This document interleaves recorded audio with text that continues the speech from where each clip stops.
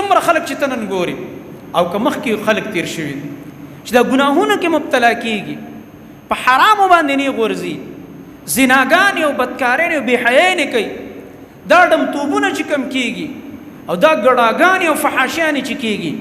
دا د شهوتي قوت نه مغلوب شي کمزوری شي د شهواني قوت تابعدار شي د دې طاعت پکې راشي بیا ټینګېدی نه شي چې د ګناه واورېده مونځ ته به ملا ماتئ د سهار او د ماسخوتن مونځ به نه کوي او که ویې اورېده چې پلاني کلي کې په دریم کلي کې او په څلورم کلي کې د شپې اجړاګان را روان دي او ډمې را روانې دي دا به ورله ځان هم رسئ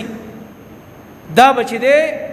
هغه ښځه او بچي چې کور کې په انتظار ناست دي او پلار او مور ابه په ځای پرېږدي هېړو پروا نه ساتي خو د دغه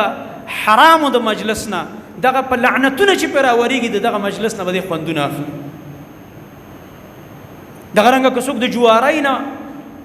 مغلوب شوی دی چا کې د جوارۍ نعوذ بالله صفر څوک د شرابو د نشې نه مغلوب دی دا ټول شهوات دي په مختلفو طریقو باندې